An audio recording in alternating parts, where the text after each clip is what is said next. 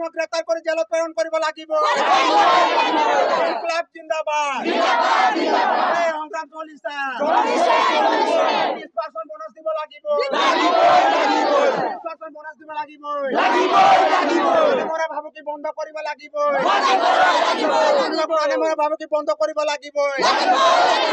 ইনকলাব জিন্দাবাদ এই সংগ্ৰাম চলিছে চলিছে কুলতা সিং গো ব্যাক কুলতা সিং কাম নাই কুলতা সিংৰ ডেৰগাঁও প্ৰথমে আহি পেলাই যেতিয়া আমাৰ ইয়াত প্ৰতিবাদ হৈ আছিলে সেইটো সময়ত আহি পেলাই বোলে চব কাম যাবলৈ মই ক'লো কিয় কাম যাম আমাৰ বোনাছৰ লৈ পেলাই আপোনালোকে একো ডিচিশ্যন দিয়া নাই এতিয়া কৈছে 15% বোনাছ দিব তাৰপিছত কৈছে বোলে আমাৰ 15% বোনাছ হ'ব বোলে তাৰপিছত আমি ক'লো আমি 15% কোনো কাৰণত মানি নলওঁ हम बोले ऐसा बात नहीं करेगा बोले सब बोले 60 बोले यार पूरा बोले जीएमए कैसा 60 बोले तासे बोले तो बोले तुम बोले बेसी देखा रहा है बोले মানে এনেকা কৈ আছে তই बोले बेसी দেখুৱাই আছে बोले তোক बोले সাইলম মই बोले একদম ডাইৰেক্ট এনেকা মানে টিগাৰ দেখুৱাই পেলাই কৈছে মানে একদম হাতৰ পৰা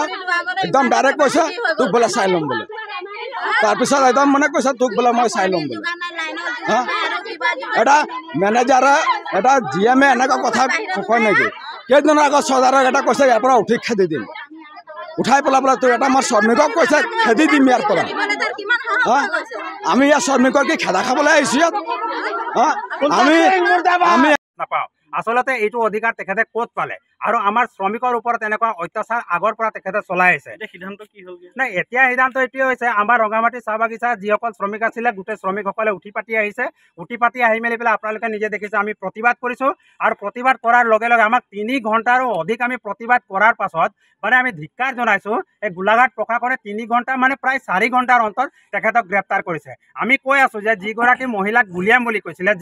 যিগৰাকী শ্ৰমিকক গুলিয়াম বুলি কৈছিলে সেই শ্ৰমিককো আমি উপস্থিত কৰিছোঁ আৰু তেওঁলোকক আমি তাত হাকি দিছোঁ মেজিষ্ট্ৰেটগৰাকীয়ে আমাক কৈছে যে বোলে আপোনালোকে লিখিত আকাৰে দিয়ক আমি লিখিত আকাৰে দিলোঁ তথাপিও তেখেতে গ্ৰেপ্তাৰ নকৰে আচলতে এই মেজিষ্ট্ৰেটগৰাকী কাৰ ছত্ৰছায়াত কাৰ আশীৰ্বাদত আচলতে মানে তেখেতে মানে এই বাগানখন আচলতে পৰিচালনা কৰিবলৈ বিচাৰিছে আমাকতো এনেকুৱা লাগিছে যে ইয়াত বিয়াগুম নেতাবিলাক জড়িত আছে এজন অনা অসমীয়া আহি মেলি পেলাই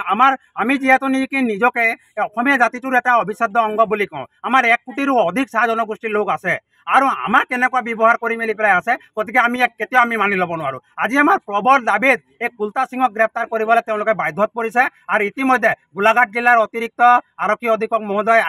আহি কৰি তেখেতক মানে ইতিমধ্যে গ্ৰেপ্তাৰ কৰিলে কিন্তু তাতোতকৈ দুখৰ কথা যে মেজিষ্ট্ৰেট এগৰাকী থাকি মেলি পেলাই তেখেতক কিন্তু গ্ৰেপ্তাৰ কৰিবলৈ তেখেতৰ সৎসাহস নহ'ল তাত কিন্তু আমি ৰঙামাটিৰ চাহ শ্ৰমিক ৰাইজে কিন্তু ক্ষোভ প্ৰকাশ কৰিছোঁ অনাগত দিনত যাতে এনেধৰণৰ ঘটনা নহয় তাৰ ওপৰত আমি দাবী উত্থাপন কৰিছোঁ অসমৰ মাননীয় মুখ্যমন্ত্ৰী মহোদয়ক আমি জনাব বিচাৰিছোঁ আপোনাক শাসনৰ গাদী টনাত কিন্তু আমাৰ মুখ্য ভূমিকা আছে আমাক যদি এনেকুৱা ধৰণৰ প্ৰতাৰণা কৰিব আমাৰ শ্ৰমিকক যদি গুলিয়াই দিম ক'ব আমাৰ চৰিয়াক যদি গুৰ মাৰি দিম বুলি মেলি পেলাই ক'ব আমাৰ শ্ৰমিকক যদি চৰিয়াই মাৰি দিম ক'ব তেতিয়াহ'লে কিন্তু 2026 চনত আপোনাৰ কিন্তু শাসনৰ গাদী আমি কিন্তু ভাঙি দিম